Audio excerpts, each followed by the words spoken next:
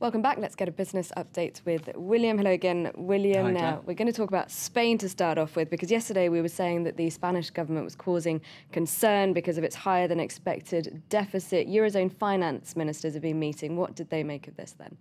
They have acted on this, and it depends which way you look at it, as whether Spain's got away with it a bit or whether Spain is having to undergo even harsher measures than before. Because the Spanish Prime Minister, Mariano Rajoy, he did announce earlier this month that they weren't going to meet their deficit targets, that the deficit was going to be higher than expected. It was going to be 5.8% of GDP. Well, now there's been an agreement with EU finance ministers that they can have 5.3%.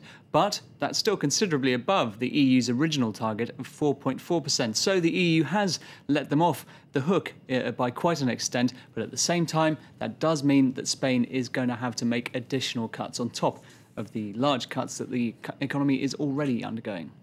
Now, we could see some tension between Eurozone countries over the size of the firewall. Yes, the firewall, of course, just a reminder, is, of course, the emergency bailout fund, essentially, for Europe. At the moment, there are two of them. They're running in parallel at the moment. There's a smaller one worth 250 billion euros and a larger one worth 500 billion. There are talks that perhaps they could be combined, that one of them is supposed to run out, the smaller one, but it could be kept going. But Germany is generally thought to be against this idea, and it will have to be voted through the German parliament. German taxpayers have had pretty much enough of bailing out the rest of Europe. But the head of the Eurogroup of finance ministers has other ideas. Let's take a listen. I do think that the firewall has to be increased, and the Commission has to be asked today to provide us with proposals in order to enable us to take a decision by the end of this month. And finally, Greece is all signed off now. Yes, the second bailout for Greece has officially been signed by Eurozone finance ministers. There is, as ever, still one final step to go, and that is approval by the IMF, because you'll remember, of course, it's not just an EU bailout, it's an IMF one as well. The IMF is meeting on Thursday when they are expected to sign off their part of it. Of course, Greece is already getting money because half of the bailout funds were released a couple of weeks ago, so the money is already on tap for Greece. And has any of this, Spain and Greece, had any effect on the markets? The European situation isn't really what the US and Asian markets have been keeping an eye on. Of course, we'll see in the next hour or so the European markets opening up. But let's take a look at how US markets traded yesterday. And the Dow Jones was positive, extending into a fourth day of gains there. Meanwhile, in Asia, they've continued the enthusiasm seen on the Dow Jones, at least, and they are broadly positive as well at the moment. Japanese stocks have drawn back a bit, up just 0.09% there. You can see after the Bank of Japan announced it is going to leave interest rates unchanged, and the Shanghai Composite down there, perhaps on news that China, hints that China might allow its currency to rise further, which might make life more difficult for its exporters. Now, moving on to the latest round in the fight between the world's two largest aircraft manufacturers. And this time it's Airbus that's come out on top. The World Trade Organization has ruled against its US rival Boeing, but it's not a clear-cut victory for the European firm, as Karen Creed explains.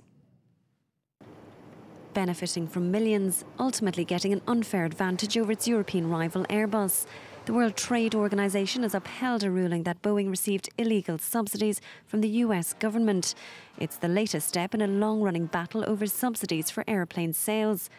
The European Commission, which complained to the WTO about Boeing's improper actions, hailed a victory on hearing the final ruling. Today's appellate body ruling in the Boeing case clearly confirms what Europe has known all along, that the United States has been illegally funding Boeing with billions of dollars of subsidies for many years, and continues to do so today. The subsidies that Boeing received amounted to at least €3.8 billion between 1989 and 2006. Most of it came from NASA and was used to develop its 787 Dreamliner and other jet models. It is, however, much less than the €13.7 billion an earlier ruling found Airbus received from the EU. US officials have not let this go amiss following Monday's ruling against Boeing. It's now clear that European subsidies to Airbus are far larger by multiples and more distortive than anything that the United States does for Boeing. The US claims that while subsidies to Boeing cost Airbus 118 lost aircraft sales, EU subsidies for Airbus caused much more damage, resulting in 342 lost aircraft sales for Boeing. The final ruling won't end this trade spat. The US is currently trying to prevent Airbus from receiving similar low-interest loans to complete a new aircraft set to rival Boeing's Dreamliner. So that's the latest on the battle in the skies. Meanwhile, there's deal-making going on the ground. That's right. Airport company AIRPORTS de Paris, Paris Airports. Wonderful pronunciation there, William. Thank you, Glenn. I try. But they have long since moved away from their heartland in the French capital. They have airports across North Africa for a start, as well as elsewhere, but they are now linking up with a Turkish company, TAV. They run Istanbul International Airport, and AIRPORTS de Paris is buying 38% of the Turkish company in a deal worth around 800 million euros.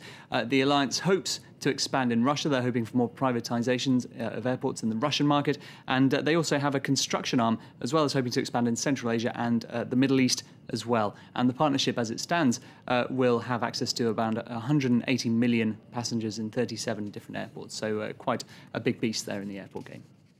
All right, now HSBC is continuing to reduce the size of its operations. Yeah, it's being reported that HSBC is pulling back in Asia, on Asian markets, in the retail banking sector at least. Now, of course, that's the day-to-day banking sector, and that's not, of course, as profitable as some of the bigger commercial side of the trading arms, etc., which HSBC really relies on. So it's apparently considering sale or closure of retail businesses in across Asia, Pakistan, Bangladesh, Brunei, Australasia as well, New Zealand, potentially on the list there. The company has had a strategy under its new CEO, Stuart Gulliver, to pull back onto its core markets and really focus on profit, of course. A UK-based company, despite HSBC originally standing for Hong Kong and Shanghai Banking Corporation.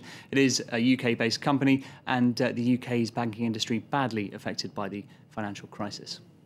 And finally, executive pay is back on the agenda, and Volkswagen's chief executive, he's managed to double his paycheck. Yes, he certainly had a good year. Martin Winterkorn, he earned over 17.5 million euros in 2011. That's up from just 9.3 million euros the year before that. The rest of the management board also almost doubled its pay. It makes him the highest paid CEO in Germany, which is, of course, Europe's largest economy. So he is doing rather well there, and it has sparked another debate in the country about levels of executive pay, especially that massive jump in just 1 year. The company has done rather well in 2011. It sold a record number of vehicles, 8.3 million of them, sales up 15%, but nonetheless, despite the fact that it is targeting further increases this year, doubling pay in 1 year has not gone down very well with some in Germany. All right, doubling your paycheck. All right, for some. Okay, thank you very much, William. That's it for business. That's it from me. Stuart Norval will have the latest headlines for you in just a few minutes' time. Don't go away.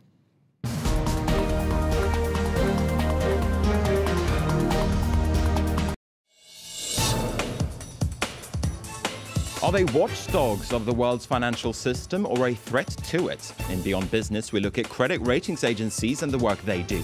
This is European regulators look at ways to rein in their power and influence.